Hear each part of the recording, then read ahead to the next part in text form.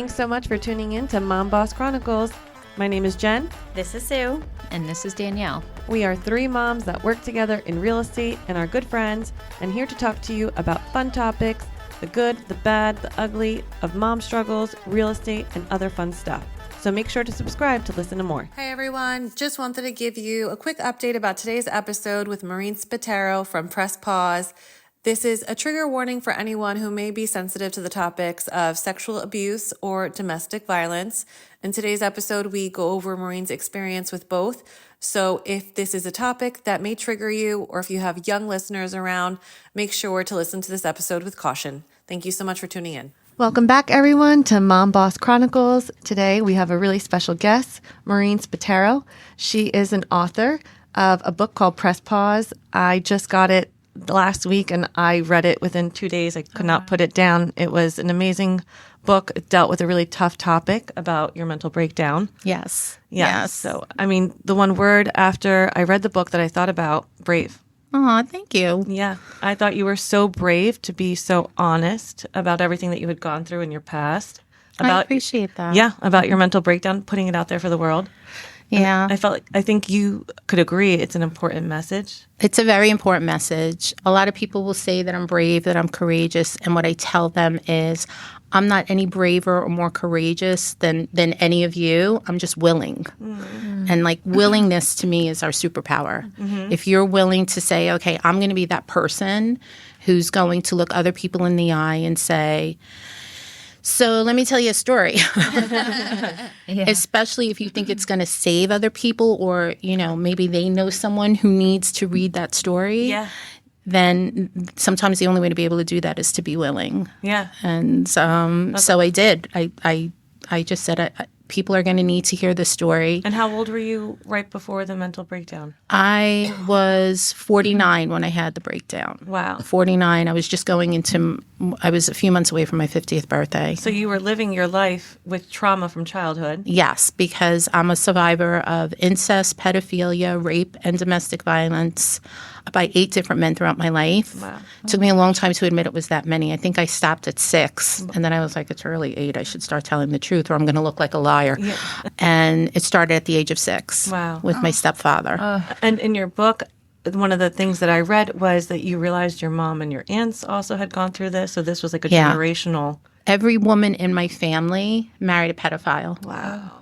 Yeah, if it wasn't their first husband, it was the man that they led into their life after their husband. So every woman in my family has been sexually abused, and some of them even outside of the family. So there are multiple traumas for a lot of the women in my family. And it was something that you guys didn't talk about really growing up, right? No, we didn't talk about it at all. I actually didn't start to find out about their whole history until my stepfather told me the truth about my mom and my dad, because my dad was my mom's first boyfriend, and she got pregnant, and he left.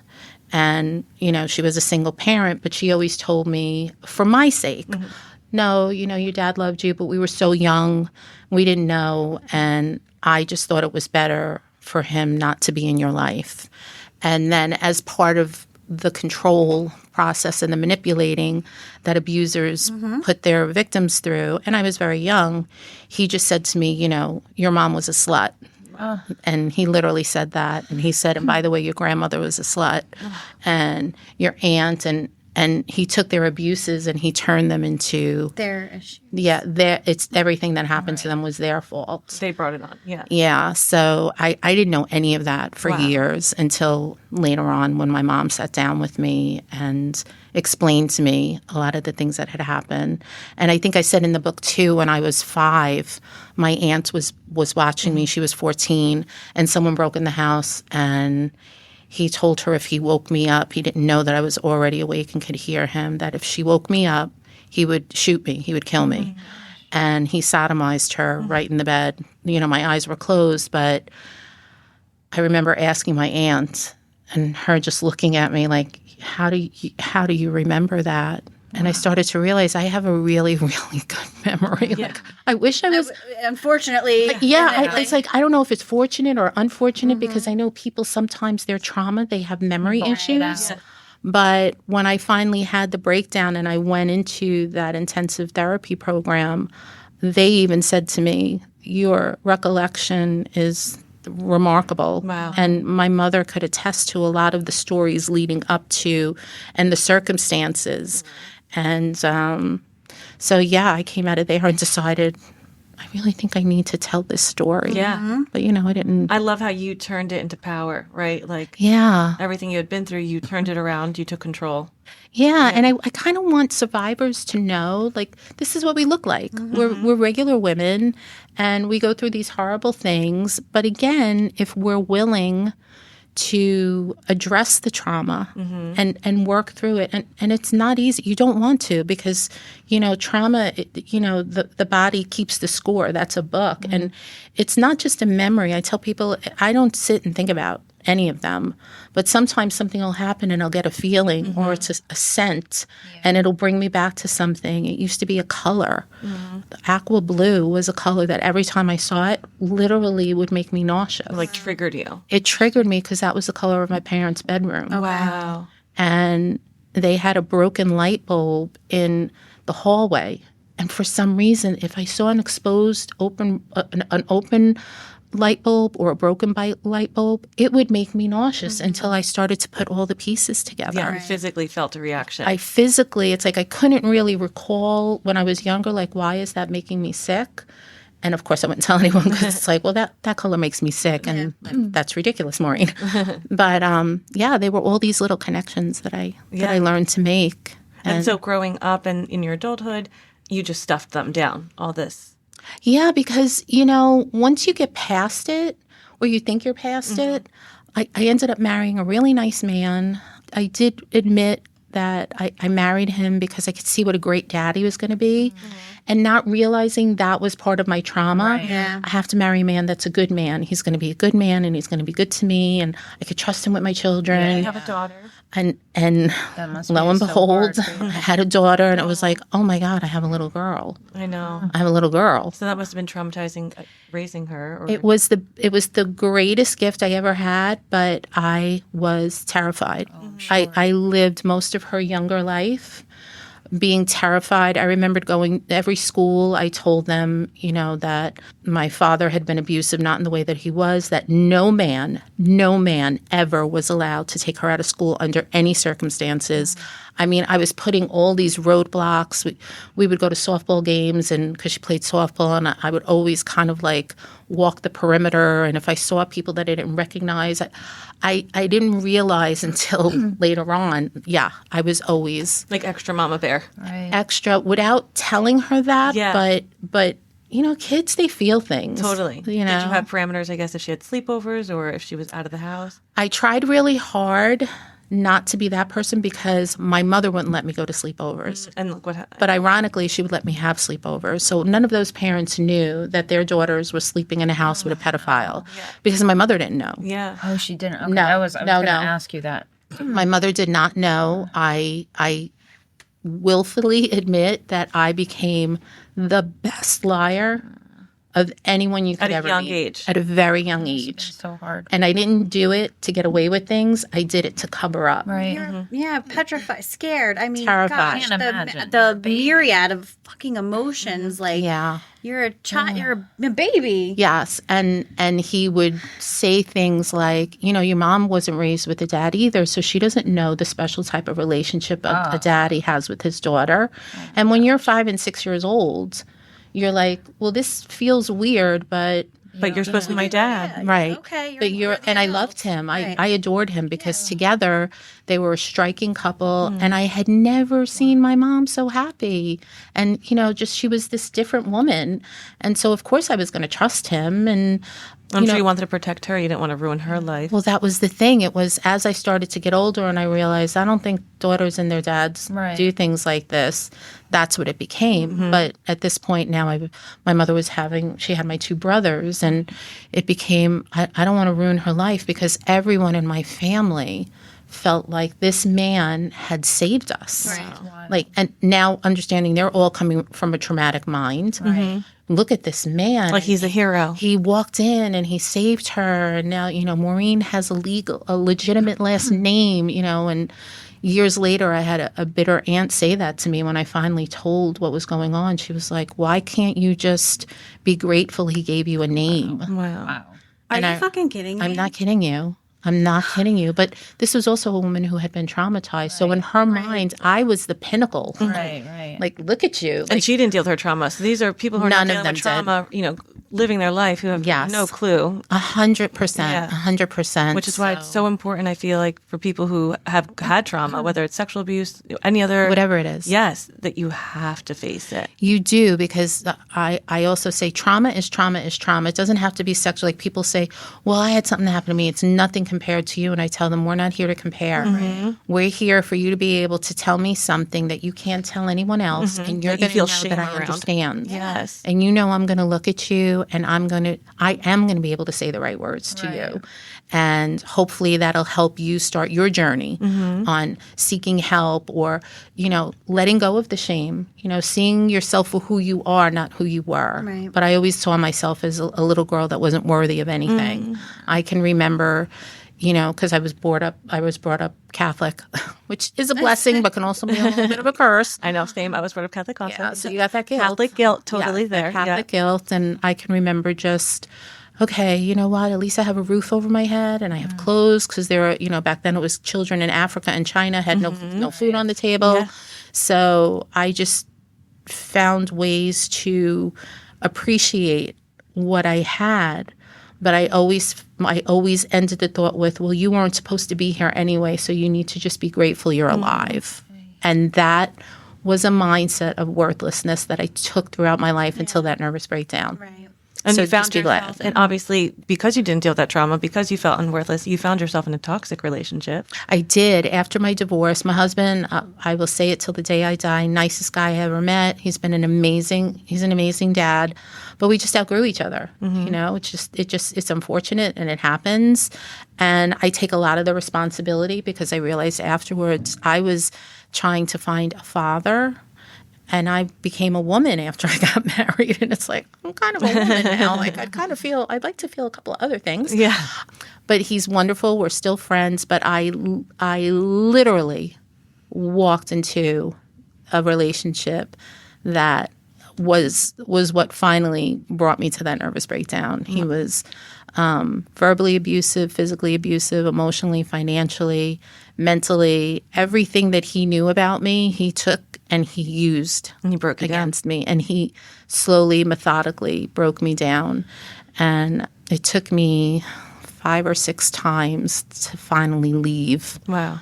Permanently. And I really, I implore people, when you know someone who is in a toxic relationship or an abusive relationship, and you don't understand why they're not leaving, don't tell them, well, if it was me, don't ask them, why didn't you leave? Just look at them, hug them, and say, I'm so glad you finally got out. Because when I tell people, I go into schools with EdPARs, and I give them my story, and the one story that hits the kids the most, and that's when I know I have them. I mean, I have most of them, but then I tell them, maybe the second or third time I was trying to leave, I was packing my bags, and I was determined. I'm like, I'm getting out of this. Like, I'm a smart woman. I don't need this crap. And he came in the doorway, and I'm 5'8". He was 6'7". And he said, so you're leaving? And I didn't look up. I said, yep, I'm leaving. I said, look, this is crazy. This is not going to work. And we'll just be better with other people. And whatever it is, I was sputtering. And he said, look at me. And I wouldn't look at him. And he said, look at me. And I turned around and I looked at him. And his left arm was straight out. And he had my Shih Tzu by the neck. And I looked at him, and in my head, I'm like, he loves animals. He cries when he sees a dead squirrel in the road. He's not going to hurt her. And he said, are you leaving me? And I said, yes, I'm leaving you. And he shook her like a rag doll by her neck. And he did it for a couple of seconds, and I was like, stop. Put her down. And he stopped, and he went, are you leaving me? And I took a deep breath and I said, I'm leaving you. And then he shook her for so long and she was crying. And I said, stop, stop, stop, stop, stop. I won't leave. And he dropped her and she ran to me. And then he came and he kneeled down. And I'm going to tell you as mommies, have to remember this. We talk about taking those sexy pictures that kids like to send to each other. And I know your kids are not at that age yet, but you would be surprised what starts in middle school. Oh, I can imagine. And I tell the kids, I was 45 years old when I met him. I thought, all right, we can have a little fun. I'll give him a little sexy shot here or there when he goes to work. Right. And, he'll come home and he'll be ready to see me. And he took out all those pictures. Wow. And he shoved them in my face. Wow. And he said, if you leave, I'm going to take all these pictures and I'm going to send them to your mother and your brothers and your daughter and your friends and your coworkers so they can see what kind of a pig you are. Wow. And these are the things that abused women endure. And these are the reasons why they stay. Mm-hmm. And these are the reasons why they feel shame and they feel guilt. And, now I've brought this person into my life and now my family is exposed to them. And, even just getting pictures like that would turn their lives upside down. Mm-hmm. They would be completely brought into this traumatic situation. Yeah. And those are the things that slowly, until I woke up that one morning and I thought, I just want to go back to sleep and I never want to wake up because all I ever wanted was to be happy. Yeah. I just wanted to be that happy woman in that happy relationship. I had all this love to give. And I couldn't find anybody to really give it to that I connected with. Yeah. And on that level. And obviously, because I think you had so much trauma as a child, you were attracted to this relationship that wasn't a good fit. Yes. And that's why I feel like it's such a red flag and important for women and men. If you go through trauma, you have to heal it or you're going to repeat that pattern. And yes, that's so important to bring out because when I'm looking at high schoolers, I look at the boys and I say to them, if you think this can't happen to you, you're wrong. Yeah. But I wish parents, especially parents of high schoolers, would understand some of your children are already in abusive relationships. And They don't want to talk and they don't they're not going to confide. Just like the fact of so many women just in your family alone experienced abuse like that Right. really starts to make you think like how many women have been abused by family members or people close to them. I mean, that really puts it in perspective. It does put it in perspective. And most women who are abused end up with men who are abused because we feel like we can see something in them that other people can't see. That you want to fix. Yeah. Right. I can look at you and I would say to him, I know there's a good man in there. Right. I know there is a good man in there that just needs the right circumstances and the right person. And other people aren't seeing it, but I see it. Yes. And everybody else is, after a while, they're like, I don't know if I like this guy so much for you anymore. Were there I'm- red flags? Yeah, there were a lot of red flags. There were red flags when I first met him because Well, I mean, your daughter, right? Almost immediately. my daughter, we were the three of us were in a car coming back from dinner, and her, we were all joking and teasing each other, and I said something to him. I responded something that made both of us, Kayla and I, crack up. And he started to laugh, but as he was laughing, he was squeezing my hand, and I laughed, and I was like, "Hey, like." That hurts. And from the back seat, this 15-year-old kid, take your effing hands off my mother. Like She sensed it was. she She was knew, effing her up, down. antennas were up. Yeah. Oh, she Right. was, and I was like, Kayla, and she's like, I don't care. Daddy never did that to you. Like, and for the whole weekend we fought because I said to her, you need to apologize because instead of listening to her, Yeah. I was consumed with the thought of he's not going to think I'm a good mom if my daughter talks that way. Like who cares what he thinks? Right. Like you need to be looking at your child and going, this is not my daughter. This is not how she acts. Right. And then my next thought was, well, it's probably hard for her to see me with another man other than her dad. Should be an excuse for that. Yeah. Yeah, so it was like, and the whole weekend we fought, and I said to her, if you don't apologize, then you're going to have to go back and live with your dad because I'm not going to have you in this house being disrespectful.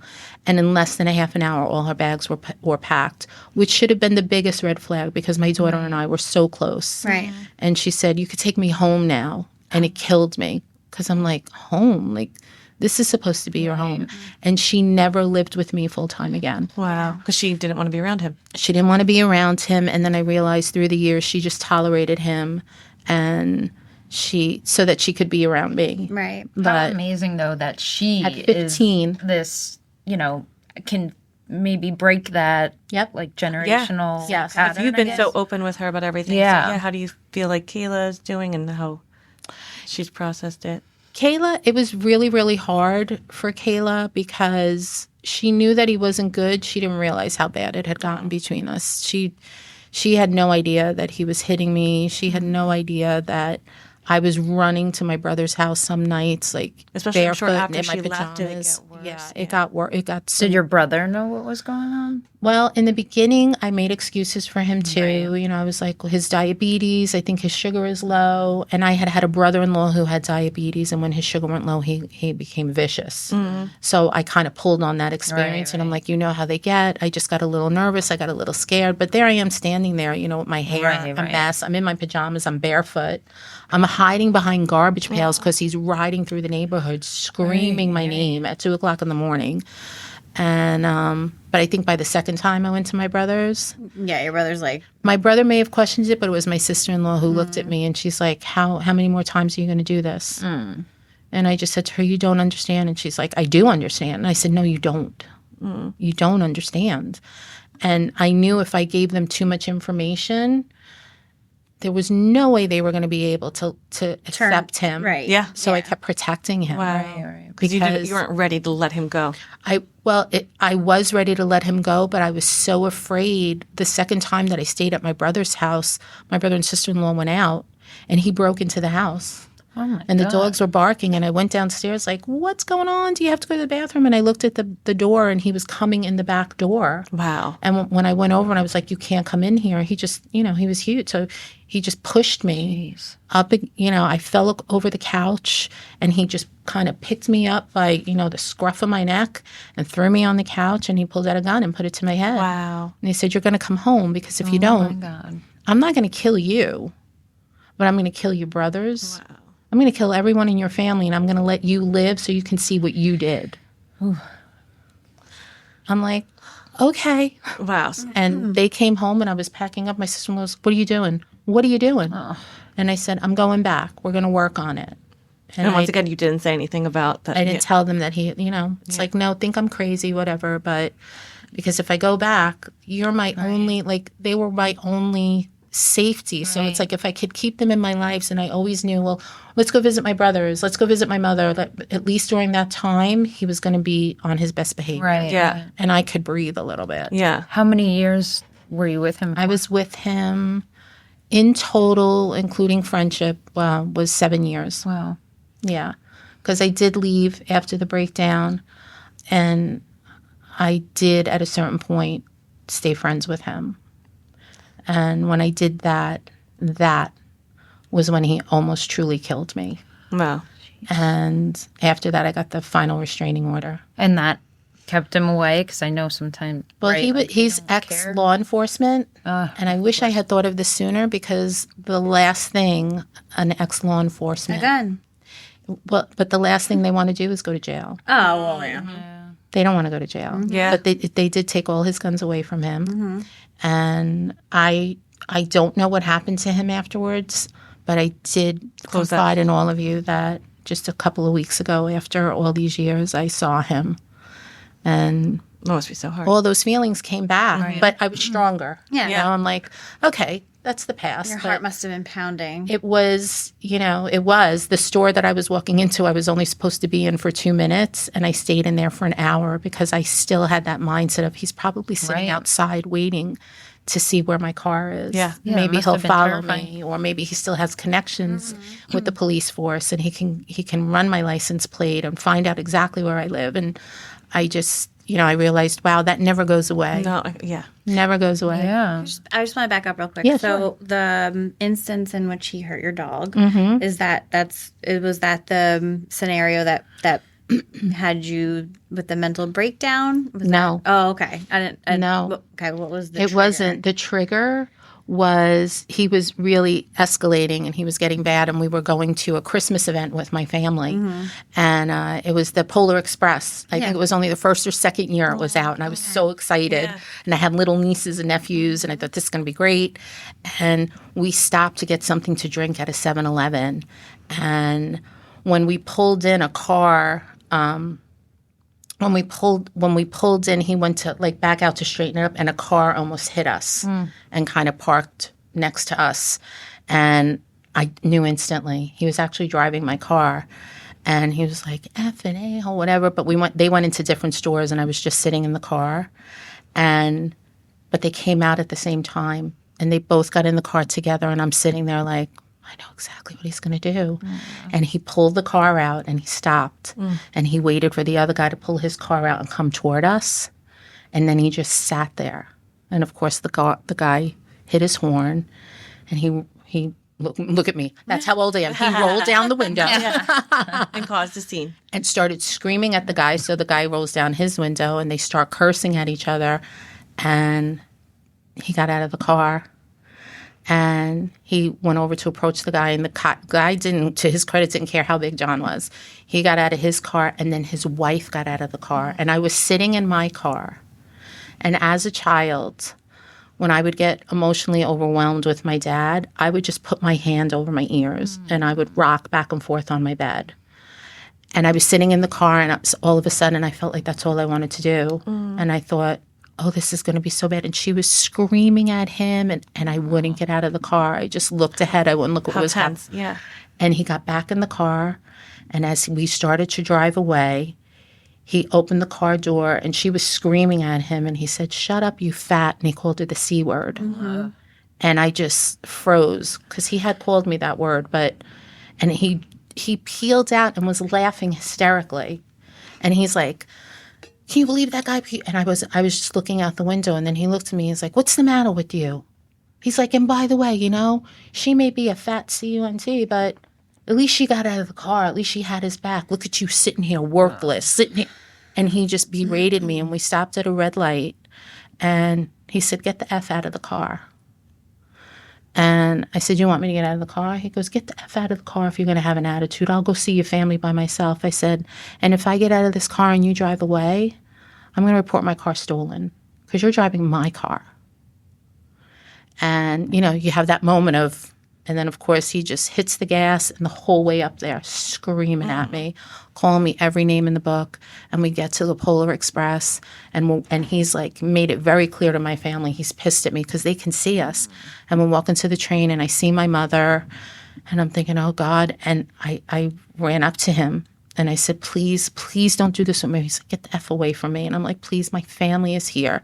And then finally I realized he wasn't going to let it go. And I put myself in front of him, and I said, you're right. I'm sorry. I should have had your back. I should have jumped out of the car. You were right. He was this. And, I started repeating everything that he called him and everything. And, like, he kind of stopped and just his face was looking forward, but he just looked down at me. And he's like, you see, now, if you would just listen to me, then we'd never have a problem. Right. And I'm like, please don't do this. Like, it's the kids, John. Yeah. And the kids were like, John. And we got to the train, and he was fine, but I couldn't engage. I was so rattled. And my mother noticed, and she sat next to me, and she just held my hand the whole time, and she just kept looking at me, and I'm like, this is great, isn't it? And she was like, it's wonderful. And he was having fun with the kids, and I sat there, and I felt nothing. Wow. And that's how I woke up the next morning. And you're like, I'm not doing this. I'm not doing this anymore. I just want out. I can't do this. I can't tell my family. This is all my fault. I left my husband. 3 months later, I moved in with this guy. I really didn't know. Everybody told me not to do that. Like, you just like... The world crashed down. And then everything went silent. And I didn't feel anything. So that was the catalyst. And I know the trauma therapy was, at first, your book is amazing. And I love how you talk about it because at first you resisted it. Oh, I resisted it like a true Brooklyn girl that I am. I was like, oh my God, these doctors walked in and they were like, they weren't even 30 years old. And I'm like, oh geez, this child is supposed to heal me. So what is she going to tell me that I don't already know? I was complete. I was like, oh geez, oh my God, I really am going to die. Now I'm not so sure I want to die, but I'm going to die. Wow. And for 2 weeks, I did not engage. And then finally, my head therapist pulled me out and she said, if you don't get it together, we're sending you to the hospital, which was my biggest fear. Oh, I did not inpatient. want my daughter coming home and finding me on the psychiatric ward, because I'm like, I'm not crazy, I'm broken. Right. But they were threatening you with the inpatient. They were, because I wasn't eating, I wasn't sleeping. There was so much more to it. Yeah. And got through to you. Yeah. I woke up the next day. I took a shower. I did my hair. I put my makeup on. I had been wearing the same clothes for 2 weeks. That I showered and washed them every night, but a black hoodie, black pants, black sneakers, no makeup. I didn't care. I woke up and I got dressed and I walked in and I passed by her office and she was like, oh, there she is. And I said, whatever they tell you to do, just do it. Because you have no choice. You're in it. Yeah. And I flourished. That's awesome. I finally surrendered. I did. Right. I finally said, okay. And I was on a mental health track because they didn't have a trauma track. And they started the trauma track with me. Wow. And now that place has a track that for people with trauma, those are the groups that they're in. To deal with that. And when I realized that, I'm like, oh, I'm onto something here. Yeah. Well, through the unfortunate events that you have gone Yes. through, you forged a path now for others, to And flourish. it was the first thing I was really proud of. I was like, oh my God, these doctors are going to start a trauma track. And they're starting it with me. Like, I must have said something. Yeah. And I think that's what also the book started while I was in therapy because I was recalling so many things and I was just kind of writing them down and I gave them to my brother and I'm like, yeah, so this is what it's like. And he looked at it, he was like, this is a book. Wow. And was writing therapeutic? That was my skill. When I was overwhelmed, I just started writing and writing. Journaling, right? I journaled a lot when I was a kid, and then my father found it because he used to snoop through my stuff. And I realized I can't ever keep a diary or a journal. So I think what I did was I just stored all those memories away anyway. Right. And so can I ask at what point did you tell your mother what was going on with your stepfather and how did she handle it? Or she did not handle it well.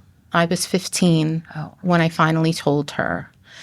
And her first response to me was, now do you understand why I always told you to wear a bra? And she sent me to live with my great aunt, who ended up being the one who told me I should just be grateful I have a name.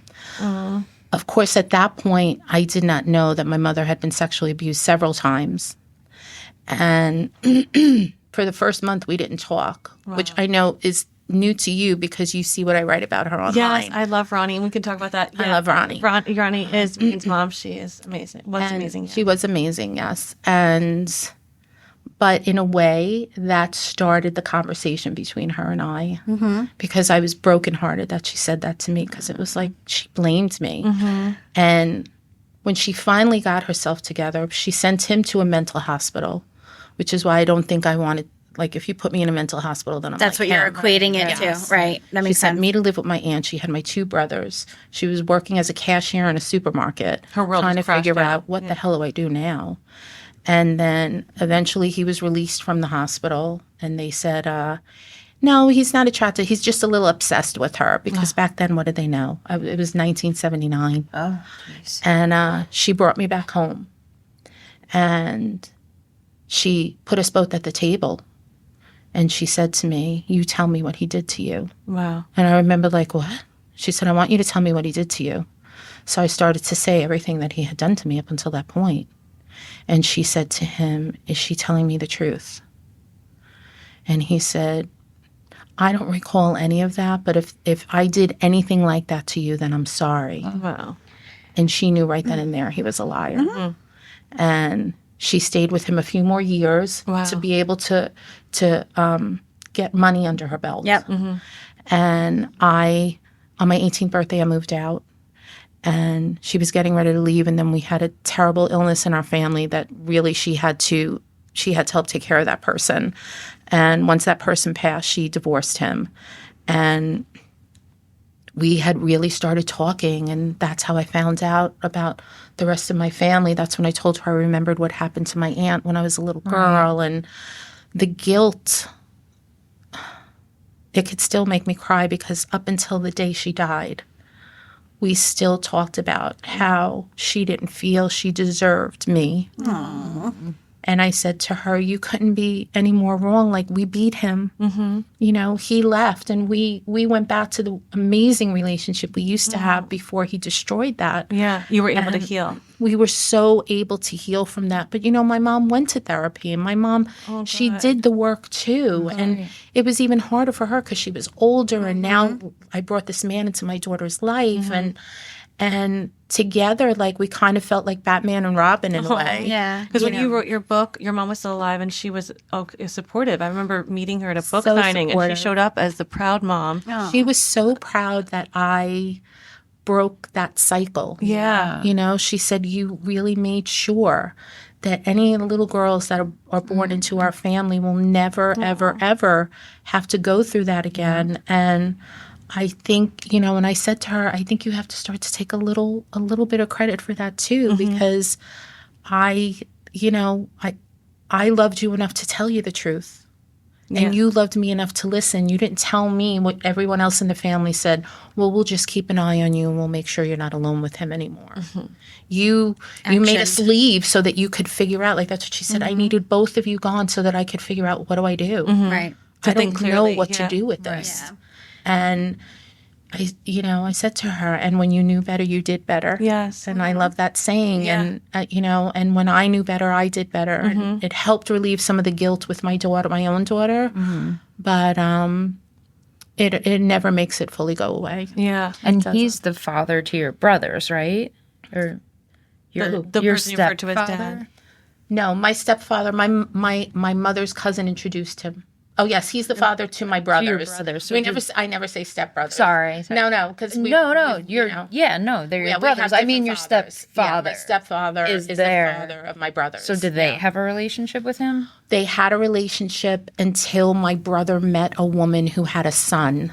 And he was my daughter's age at the time, because I never told my brothers. I said to my mothers, they I never didn't want them know. to think. Wow. I never want them to think that their father was that person, or they could, like, something wrong with me now. I love my brothers and I are so close.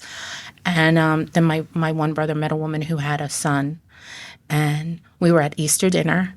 And my mom was like, so what's everybody doing after Easter breakfast? We always did Easter breakfast. So what's everybody doing after Easter breakfast? I said, oh, we're going to Mike's family, blah, blah. And my brother turned around. He said, you know what? We're not going anywhere. Her and I are going to the movies. Dad's going to watch Ryan. Oh, wow. And he said that, and I just kind of like, I could feel the blood drain from me. And I looked up, and my mother was staring at me. Like, We have to tell him. and I just turned around, I looked at him, and I said, oh, before we go any further, I need to talk to you for a second. And I brought him upstairs, and I told him what happened. Wow. And he goes, that's why you were always in the house, out of the house. That's why you were always punished. And I said, yeah. And they went home. They decided to go home. And my sister-in-law told me, he just cried the whole time. Like, I can't believe he did that to her. And then I told my other brother. And then what they did was they confronted him. And they said, all you have to do is tell us, is it true? And he said, your mother and your sister are liars. Wow. And my brother, who had the son, said, you are never allowed in this house again. Wow. And they both wrote him off completely. Almost Completely and totally. Like, no, again, my mother and my sister would not lie about something like this. And my brother had enough of a memory to remember to put pieces how together. contentious our relationship was. And that I was always punished, and that I had run away a few times, just to friends' houses. It really, the whole cycle broke, because there was no one, and the people who did remain close to him in my family eventually were not invited to my life anymore either. Yeah, That's good. absolutely. Yeah. Yeah. And so after all the trauma work you did, then you started doing some speaking events? I did.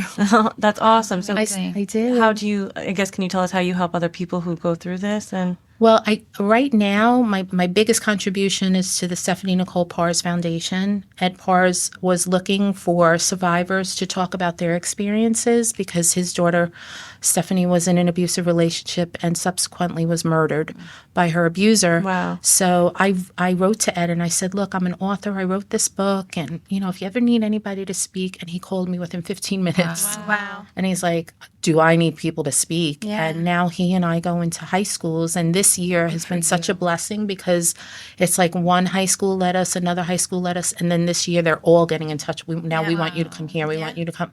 So we have a lot of speaking engagements this year. I've spoken. I had gone back for several years to the facility I was in and spoke to the trauma track patients that were there. That's to awesome. let them see, like, you really can heal, but you kind of have to give into it. You have to be willing. right. yeah. And I literally will speak anywhere. Yeah. And hopefully, when we speak in the high schools, we always have kids that come up to us afterwards. I was going to ask, what is that? What kind of your, whether it's their own situations or maybe they're even witnessing stuff going on at home? Both. It's both. And it kills me because I look at them and I'm like, I know. And now, even Ed, we can start talking and literally can pinpoint the kids that we know are in trouble because you can see their faces drop, or they're just looking down, or they start to cry, or they have to get up and leave. Their demeanor, yeah. And when they come up to us, I tell them, please get in touch with us. We have free group meetings that you can come to. Everything is confidential, and I run them, and you just need someone to talk to. And I also I'm a supporter of another organization called BACA, Bikers Against Child Abuse. And what they do is when they get a case of an abused child, they escort the child to the court room. And they sit in the whole front so that if that child has to get up and testify. So they're not scared? So they're That's not scared. amazing. They have this whole wall of these really big-hearted, sometimes scary-looking biker dudes. That might be the best thing I've ever Yeah, that's right. Who show up for the kids. And that's it. They're just there. They show up for the kids. The kids get their own little cuts with their own little road names on them. I just got chills. It's like me too. so incredible. They're told, like, you're part of this family now. And if you ever need anyone, they're assigned to specific people, but What an amazing thing that is. That is beautiful. I love that organization, so I support it Because wholeheartedly. I'm sure as a child or a victim, you need confidence. So they're giving the confidence. Yeah. They're given that confidence, and they're like, look, we're your family now. That person, like, back. look at that person. Yeah. If I had someone like that, Right. because all the abusers do is tear whomever down anyway. And Yes. be scared. Yeah. Right. And the thing I love about BACA is they do background checks so that they're not bringing in people who have records or, God forbid, were pedophiles themselves. They're very diligent in what they do, and they empower children to feel safe in the world again. That's Amazing. Because the world is a scary place when you're being abused. It is. And how many people, right, do we know that we don't even realize that trauma? Yeah. Absolutely. Now, so sort of like the interesting thing and amazing that you have dealt with your trauma. So your abusers, do you know of any trauma they had as kids? Because isn't typically when someone acts out in either a violent way or, I'm not a psychiatrist or psychologist, but typically it's caused by trauma, right? Mental illness. Yeah, So a lot of there's a high percentage of abusers who came from abusive situations. Which just shows how important it is to deal with it. Yes. Or it will manifest horribly. It will manifest horribly. Sometimes those people go on and choose to completely be a different person, but I'm sure in its own right, it's a struggle because they still have to deal with what they went through. But they treat the people around them much better than they were treated. But a lot of times, particularly with men, if they come from an abusive father or mother or just an abusive relationship, it's kind of like even with alcoholism. If your parents were an alcoholic, then the chances are you are going to be an alcoholic or susceptible to it. So they will abuse. They only know how to communicate through abuse. And what I mean by that is they don't go into every fight thinking, I'm going to beat the crap out of this woman. But if it escalates, then what happens is something triggers in them. Like I said, the body keeps score.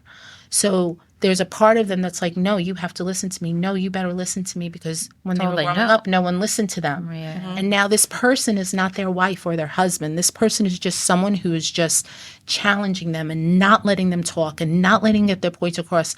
And what happens is they just give in to that. And it's like, shut the F up. And They become the monster. they become the monster. And they usually do feel very guilty after that. A lot of them, I didn't mean to respond that way. I didn't mean to react. I didn't mean what I said. but they become Please. narcissists, Yes, and they exactly. become And manipulators gaslighting because they pieces get of into it over and over As and they're over cool again. paying. Yeah. And then they know what kind of women to let in their lives. Right. And if you're a strong woman, they're not going to let you. If they think that you're a stronger woman than what they're looking for, they're not going to let you in their life. Yep. You know, they're going to find that woman who sees them Who's not healed. and listens to their story and goes, oh my God, that's horrible. Right. I mean, how did you get through that? Right. Instead of the woman who looks at them and goes, let me tell you, if that was my dad, I would have kicked his, like, you know, Yeah. like, Right. who's going to give them a response that's like, you're not the woman that I can hit her heart. Right. You know, there's so many things. There's so many different things. But yes, it is true that it starts with a lot of people are responding to abuse that they went through. But then there are an awful lot of people out there who are just not good people. Right. Yeah. There's a nature versus nurture situation. Yes. Yeah. There's components. And I love them that you are putting the message out to young women and even older women, like no matter where you are in your life, like if you feel like you have been through trauma and you're not processing it, it's never too late to get help. It's never, ever, ever too late. My mom, she just passed away in October. She was 78 years old and she was still doing the work on herself. She was still, the last 10 years of her life were the best years of her life because she did the work and she became that woman she wanted to be. She blossomed. She did. Right. She lived life with a purpose. She lived it with a huge purpose, and it just made us even closer as a family than we already were. Right. And I mean, I feel like, so the Maureen I know, like reading your story, I was like, that's not the Maureen I know. Like, you know. that's what I was like, are you looking at me differently? No, I met Maureen at a book signing a couple of years ago with your mom, Ronnie, and you are one of the most gracious, sweet, brave, awesome, connecting people I know. So it's so cool to see you can go through trauma and you can come out completely a different person. I wish I could shrink you and or just kind of clone you, shrink you, put you in my pocket and go, wait a minute, let me tell you who I am. Yeah. Go ahead, little Jen. Yes. And it's so cool. Like, I didn't know that you went through all that. So you can totally, anybody who's listening who's been through it, like you, doesn't define you. It doesn't. It really You are doesn't. amazing. And That is so amazing. And I want to say too, like last year, Ronnie got diagnosed, right? With Well, no, Ronnie was diagnosed 10 years ago. Okay. She had kidney cancer, 9/11 related kidney cancer. She was down by the Trade Center when they collapsed, and she was one of those, I say, those white people that was covered in all that dust. She worked down there. She worked 2 blocks from there. Wow. Yeah, and when she left her building, she thought it was safe, Right. and she literally left her building, turned right, and that's when the cloud came around her corner. Yeah. And she said that she thought she was going to die right there, and then she couldn't breathe, she couldn't see, and then subsequently she developed kidney cancer from that.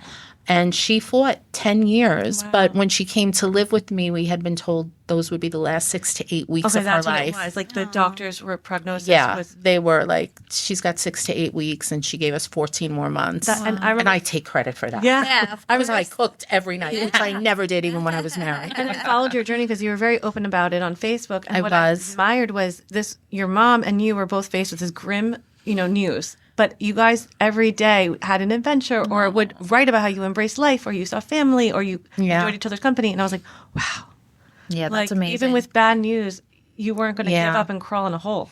No, she said, look, I'll tell cancer when I'm ready. And if I can't tell cancer, then God will tell cancer when I'm ready. And my mother quite literally lived until her last day conscious. She went and got her hair done that morning in Staten Island. That's amazing. And came home and was hanging out with my brothers because, of course, in 14 months, the only time I left to go away for a few days was when she took that turn. And my brother said, she just said, I'm just so tired. And they said, okay. And she went up and she went into her bed, which she never did. So when I called later and they were like, I don't know, Mom seems like a little different. She was tired and she took a nap. I said, well, that's normal.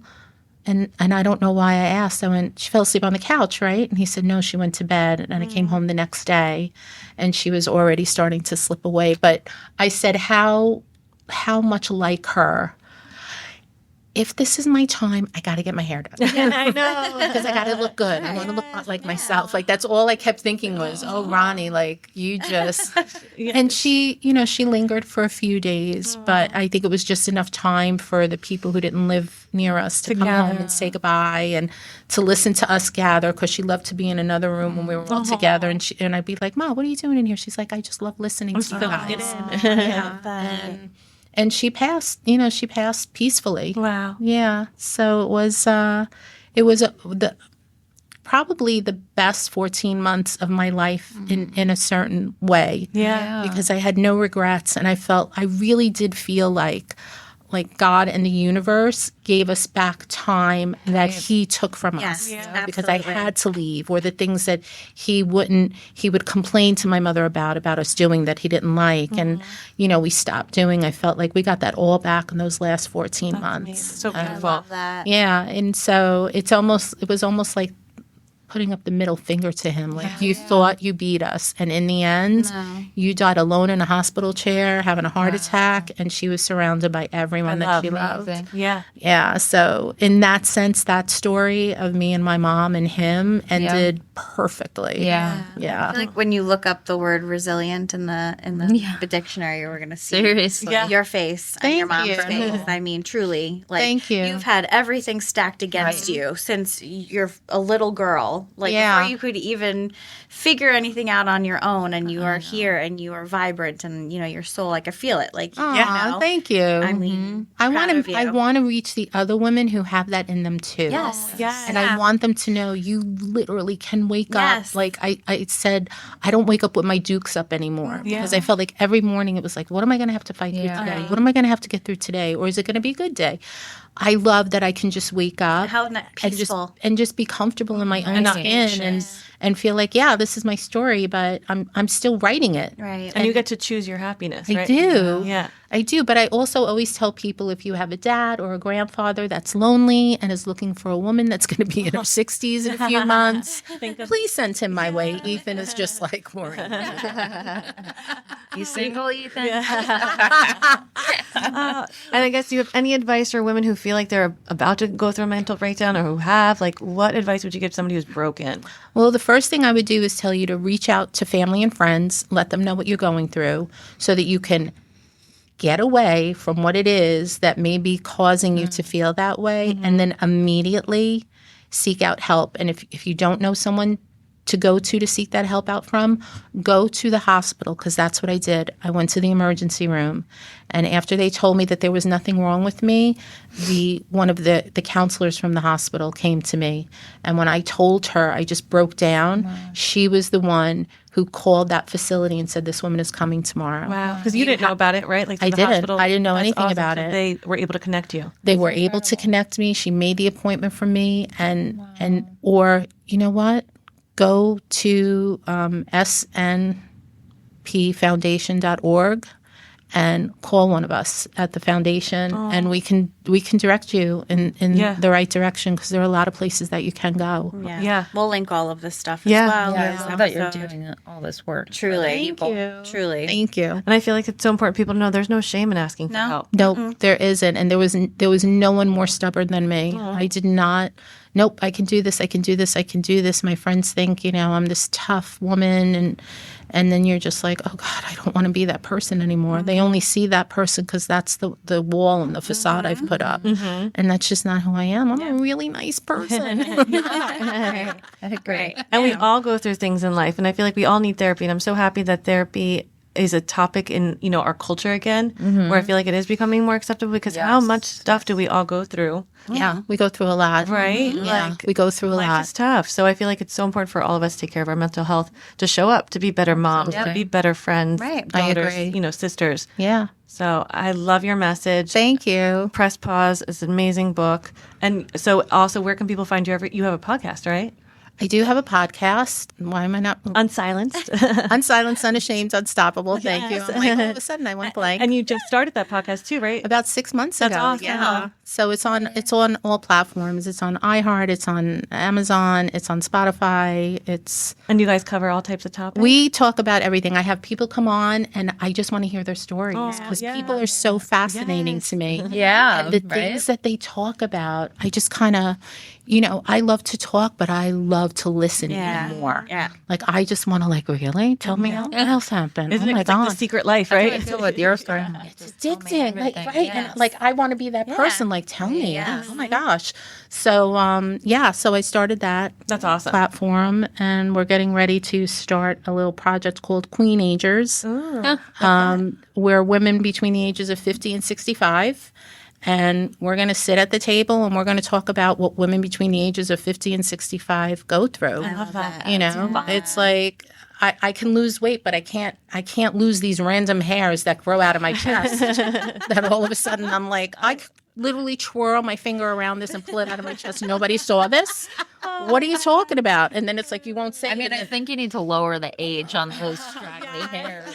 Well, actually, we're going to talk to other queenagers, and then we're going to talk to pre-queens. And those are women between 20 and 49. So you're all pre-queens because we want to hear about what you're doing and how it compares to how we did things. So we're going to try to develop this whole kind of mindset and this tribe. Is it a podcast? We're actually going to film it. Oh, I love and we're it. going to put it on YouTube. We're going to look out for that. And fun. there's 5 of us. It's not always going to be 5 of us, but then we invite 4 other women to the table. That's amazing. That Count don't us know in. us and we don't know. Queens. Yeah, I'm definitely going to have you be pre-queens because we need to have these conversations. Yes. We're not all Jersey housewives. I don't have anything against them. I don't. And if you are, God bless you because you're looking fabulous and you're living fabulous. But most of the women aren't you. Yes. I want to talk to real women. Well, I'll say, in my case, I lost my mother as well. So it's nice to have a collective of older women to be able to hear real life shit. Yes. So that important. They can tell you what's ahead. Right. And or bounce stuff off you Pave the guys. way. Yeah. And So, also to have teenagers come to the table because I've learned through speaking at high schools that I say things to them that their parents won't say to them. And when they're looking at me and I tell them, I know it's kind of shocking. I'm 40. I'm telling you that at 45 years old, I took naked pictures of myself. You think your mother's going to tell you that? They're like, no. Or talk to you about it. Pay attention to me then. How many times are parents embarrassed to talk to their kids about the hard stuff? Oh, for Yes. sure. Yeah. And I get that. If my mom ever told me something like that, I would just die. That's what I mean. I don't want to hear you. I don't want to. And I told Kayla a lot of things, but I don't know that she would have received it the same way. It lands had said it to her. That has to come from a stranger. It lands And differently. I am willing to be that stranger. Yeah. We like that. Like, picture this naked, guys. You don't want those pictures out there for the rest of your life. And they don't go away. People have them. They don't They don't. Yeah. So we want to have all conversations. I love it. And really kind of gather up girls and just say, hey, there's so many of us out there that you can relate to. You don't have to look like that. Yeah. You can just look True like mom yourself. bosses. Yeah. True mom bosses. Yeah. Oh, well, I thank you for being vulnerable and honest. Thank you for having me. I'm so excited. I'm like, oh my God. And are you on Facebook or Instagram where people could find I you? am on Facebook, Maureen Spataro. I'm on Instagram. Instagram is Maureen Spataro. Then it's BC She Is. Awesome. Because she is. I like that. We will link it all. Yeah. Yeah. And I bought your book from Amazon, Press Pause. So Yes. Yeah. It's also on my website. Awesome. MaureenSpataro.com. Perfect. Awesome. So, yeah. Thank you Thank so you much. so much, I Maureen. really appreciate This is great. it. Thank you so much. I had so much fun. Awesome. Well, thank you all for listening. Make sure to like and subscribe. See you next time.